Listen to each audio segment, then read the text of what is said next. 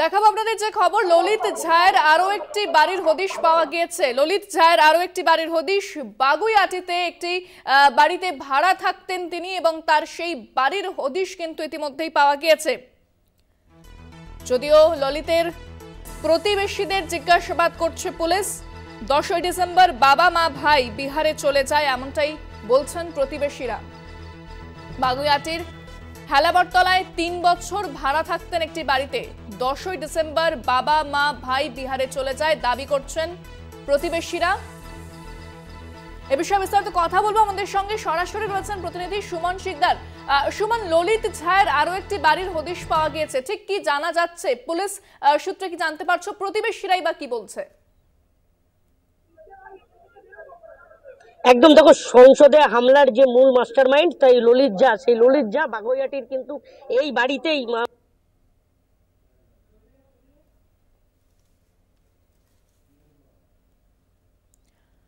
আপনাদের দেখাচ্ছি, আমি কথা বলবো আমাদের প্রতিনিধির সঙ্গে, তবে জানাবো ললিত ঝায়ের একটি বাড়ির হদিশ পাওয়া গিয়েছে। সেই বাড়ি বন্ধ পড়ে রয়েছে, যদিও কলকাতায় আরো একটি বাড়ির হদিশ পাওয়া গিয়েছে ললিত ঝায়ের।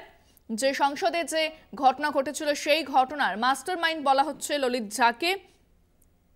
পুলিশ সূত্রে কিন্তু এমনটাই খবর উঠে এসেছে এবং এই গোটা ঘটনা যে তিনি ঘটিয়েছিলেন প্ল্যান করে, সেটাই কিন্তু মনে করছে পুলিশ। সেক্ষেত্রে তদন্ত চালাচ্ছে পুলিশ, যেখানে তার আরও একটি বাড়ির হদিশ পাওয়া গিয়েছে। বাগুইআটির হেলাবরতলায় 3 বছর ভাড়া থাকতেন এই বাড়িতে ললিত ঝা। 10ই ডিসেম্বর তার বাবা মা ভাই বিহারে চলে যায় দাবি করছেন প্রতিবেশীরা। ললিতের প্রতিবেশীদেরও জিজ্ঞাসাবাদ করছে পুলিশ যে তাদের কাছে কি তথ্য রয়েছে, কেমন কিভাবে কতটা পরিচিত ছিল ললিতার পাড়াতে এবং তার পরিচয় আর কি কি ছিল, সমস্ত কিছুই কিন্তু এই প্রতিবেশীদের কাছ থেকে জানতে চেষ্টা করছে পুলিশ। কলকাতায় ললিতের আরো একটি বাড়ির হদিশ পাওয়া গিয়েছে। বাগুইআটির হেলাবরতলায় 3 বছর ভাড়া থাকতেন এই বাড়িতে ললিত ঝা, এবং যদিও সেই বাড়ি বন্ধ রয়েছে, তার বাবা মা ভাই চলে গিয়েছে বিহারে, তারা 10ই ডিসেম্বর বেরিয়ে যায় এমনটাই কিন্তু খবর।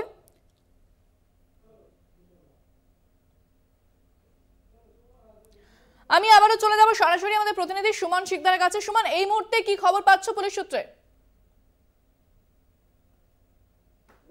একদম দেখো, এই যে বাগুইআটির হেলাবরতলার এই যে বাড়ি পালপাড়াতে, সেই বাড়িতে কিন্তু বাবা মার সঙ্গে মূলত ললিত ঝা তিনি কিন্তু 3 বছর ধরে এই বাড়িতেই ভাড়া থাকতো। মূলত যেমনটা প্রতিবেশীরা জানাচ্ছিল যে এই বাড়িতেই মূলত ললিত ঝা থাকতো। আমি একটু কথা বলে নেবো বাড়ির ওনারের সাথে।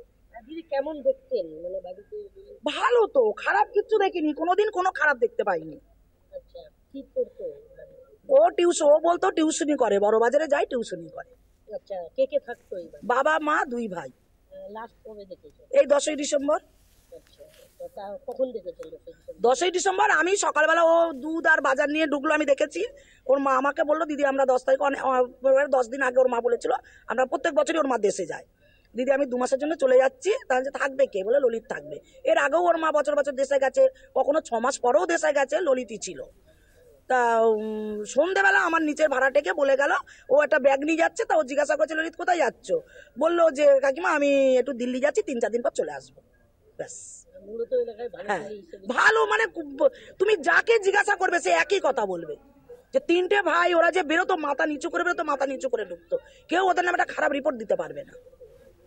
যেহেতু ওরা বিহারি ছিল, এটা বাঙালি, ওকে জিজ্ঞাসা করলেও একটু হ্যাঁ হু, আর প্রত্যেককে সম্মান করতো। আজ পর কারোর সামনে দেখি ওটা সিগারেট খেয়েছে, কিন্তু ওর মা এটাই বলতো যে খুব কষ্ট পেত যে এত লেখাপড়া শিখেছে, একটা চাকরি বাকরি পাচ্ছে না, খুব চেষ্টা করছে। তা আমি বললাম এখন তো কম্পিউটারের যুগ, কম্পিউটার না জানলে চাকরি পাওয়া যায় না। এই 10ই ডিসেম্বরই, হ্যাঁ, আমি সকালে দেখেছি, আমার ভাটের সাথে সন্ধ্যাবেলা কথা হয়েছে। একদম দেখো যেমনটা জানাচ্ছিল যে এই যে বাগুইহাটির যে বাড়ি সেই হেলাবরতলার বাড়িতেই কিন্তু মূলত ললিত ঝাকে 10ই ডিসেম্বর শেষ দেখা গেছিল। তিনি তার যেমন জানাচ্ছিলেন যে তার বাড়ির লোক মানে মা বাবা ভাই তারা কিন্তু দেশে চলে যায় 10ই ডিসেম্বর, আর তিনি কিন্তু এখানেই থাকবেন এমনটাই জানিয়েছিলেন, থাকতেন। কিন্তু 10ই ডিসেম্বর সন্ধ্যাবেলা কিন্তু এখান থেকে ললিত ঝা এই যে স্মোক ক্যান কাণ্ডের মূল মাস্টার মাইন্ড তিনি কিন্তু 10ই ডিসেম্বর এখান থেকেই রওনা দেয় এমনটাই জানাচ্ছে প্রতিবেশীরা। একেবারে ধন্যবাদ সুমন।